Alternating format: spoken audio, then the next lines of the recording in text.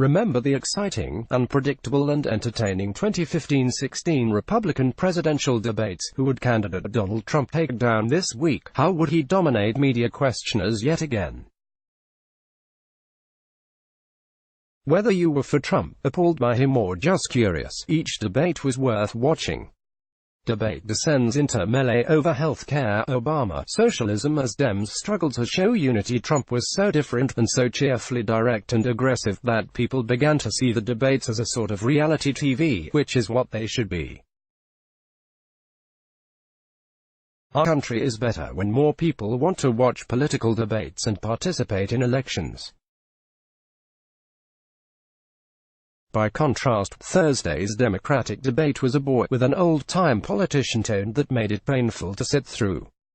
After about 30 minutes of policy wonk jargon about incomprehensible details of health policy, Senator Kamala Harris, D. Caliph, remarked, "This discussion has given the American people a headache, more from opinion like or dislike Trump. I can't imagine a participant in a Trump-energized presidential debate saying, as South Bend, Indiana, Mayor Pete Buttigieg did, that the debates are becoming unwatchable." The most revealing moment of the debate may have been former Vice President Joe Biden's comment that to help poor children learn more words, parents should make sure you have the record player on at night. Click here to sign up for our opinion newsletter. It may be tricky for Democrats if they nominate someone in 2020 who is mentally in a world of record players.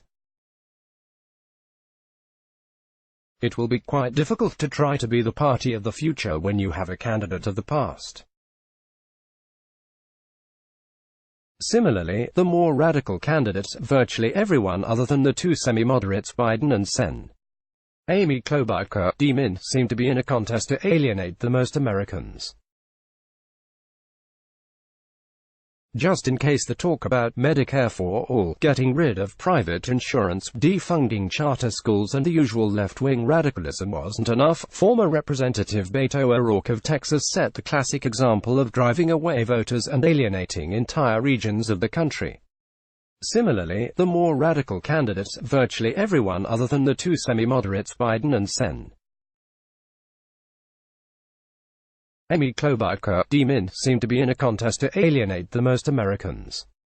When debate moderator David Muir of ABC News questioned O'Rourke about his recent comments about firearms bans and confiscations, Muir asked bluntly, "Are you proposing taking away the guns?" Apparently, O'Rourke wanted to make absolutely certain that the millions of law-abiding Americans who own guns would understand that his candidacy was a mortal threat to the Freedom and Second Amendment rights. "Hell, yes, we're going to take away your AR-15, your AK-47, O'Rourke said. Senator Elizabeth Warren, D-Mass, also reminded millions of Americans about her elitist isolation from most people when she said, "I've actually never met anybody who likes their health insurance company." Warren's comment is quite revealing, since the Kaiser Family Foundation reported that 58% of Americans oppose a health care policy plan that would force them to give up the private insurance option. Only 37% favor getting rid of all private health insurance. Meanwhile, support for Medicare for all continues to drop when Americans are told it would raise the taxes 37%, threaten the current Medicare program 32%, and cause delays in treatment 26%. Click here to get the Fox News app. Warren, of course, represents the 37%. President Trump would and will be happy to defend the 58%. Every time there is another boring, wonkish and disconnected Democratic debate like this, the 2020 Trump victory will become bigger and bigger. Click here to read more from Newt Gingrich's blog ads. Why?